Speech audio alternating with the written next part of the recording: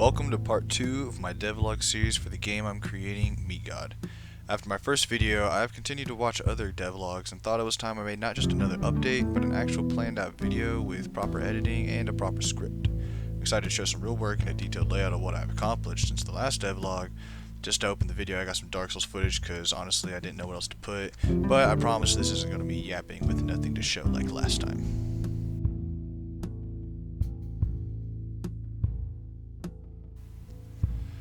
I went on a quest to become my inner Florida man recently, and afterwards found myself with a struggling schedule for work and $0 to my name.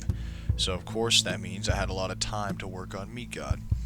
Alongside the stress of not having money as a college student this summer, that didn't stop me however from making the grounds for NPCs to be easily added and animated, adding more areas, and getting more content for the game itself. You bet your sweet ass I'm talking about swinging door physics. This is all thanks to Unreal's magical blueprints. The first thing to cover is the new areas that have been placed in and the system I set up for them. So first I had to set up a way for the player to interact with the world and check if what it is colliding with is valid for a collision function to play out. Basically when the player presses E, it shoots a ray out in front of the camera and checks the collision. I duplicated this system for every type of collision I have and changed the specific function for what it is touching. For example, if I wanted to talk to an NPC, when I interact with them, it loads the dialogue function and not the load level function, which takes the player's location and replaces it with a capsule's location while loading and unloading the levels that correlate with it. This can save some memory, and I believe it's called load level sequencing, or maybe just level sequencing. Either way, it was very helpful. Speaking of NPCs, I set up a system that takes a base blueprint with all the functions set up to run the dialogue system of stored dialogue trees and events, and I make a child blueprint of that to call everything into one dialogue function that we use to set up the actual conversation. And boom, you got a new NPC. I can even add animations and sounds for them, which I can slap some sounds in for now. Sounds not too complex, but getting this to work took some time, and for my first time setting something like this up, I feel pretty damn good about it. With the interaction system set up, it was time to make and import the new levels and areas from Blender.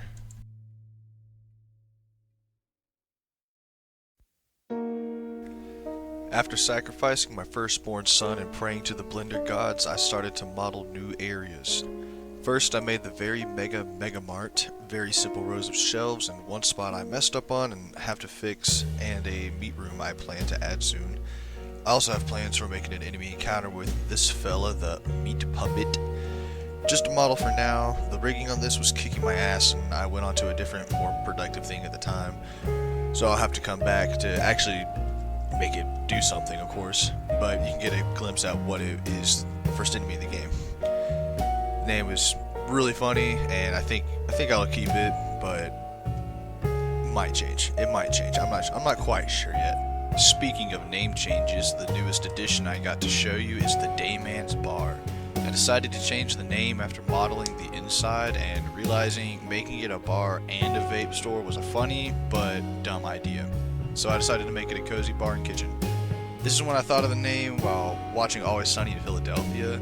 Well, come on stage and join me in this thing called matrimony. Please say yes and do not bone me, please. Just marry me.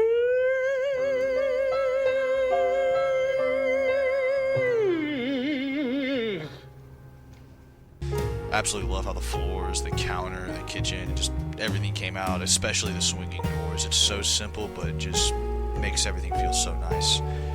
Everything was handmade in Blender by me other than some materials that I took from Unreal's default texture packs. And a lot of these are going to change when I polish the game.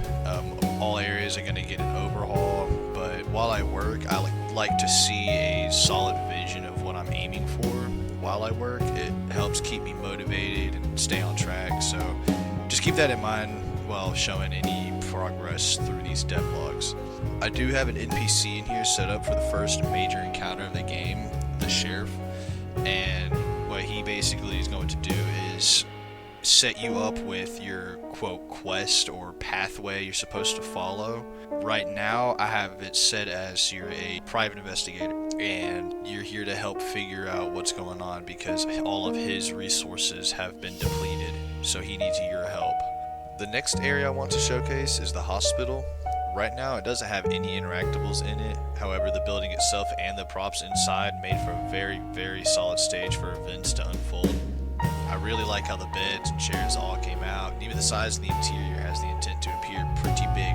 Pretty big. At first it was a mistake and I thought about resizing it, however I thought about the game's atmosphere being hysteria and delusions, fear and anxiety.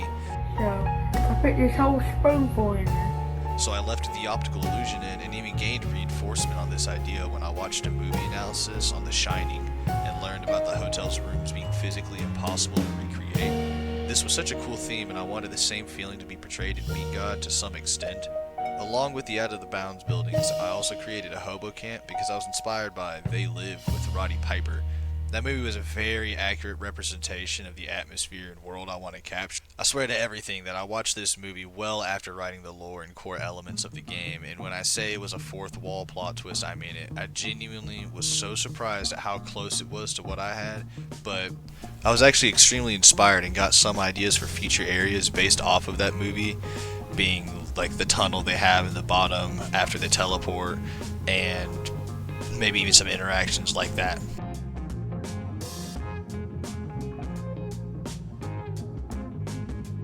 With all the new things shown off, it is time for the exciting part where I get to throw out ideas I want to do, and hopefully by next devlog I stay true to these ideas. First things I got planned are definitely concrete. A much needed feature is actual models of the NPCs, or at least the sheriff, and a style for them picked out. Another thing is the style I want for the overall game, like the shaders and everything like that. I like Puppet Combo and the style they use, however I want it to feel real and not like an old PS1 game. Translating both of those needs into one style is going to prove difficult. The next is an event sequencer. With the knowledge I learned from setting up the interaction BPI blueprint, I'm confident in setting that up. Then I have to just research on making more detailed load level functions in a sequence that plays along with the dialogue. I actually have a lot of faith in myself on figuring this one out also, and it's the save state later on that I think is going to make things incredibly difficult. Along with the dialogue setup, I plan to work with talented friends as voice actors for the NPCs too. That's very exciting. The overall refinement of the game is also going to be a need. With the muddy textures and bland default NPCs, I do plan on going through and fixing up a more consistent resolution for textures and more props to make things more lively. This one will be very time consuming, but very much worth it, and might not be done by next devlog, just note that it will be done. I also plan on including a meat locker for the market and, more importantly, the apartments being modeled and imported for the final major area of the game. At least the upper part of the game. Finally, to close off plans for the next devlog, I want to make an inventory system that's relatively simple, but enough for the players to hold important key items and maybe even some craftables. I got plans for an idea on that, but that's going to have to wait for now too. I don't want to spoil that.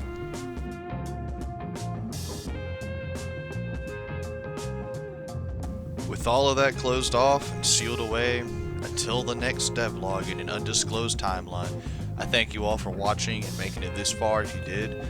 I love indie games, and I love the small teams or even solo devs like myself that want to see a vision come true.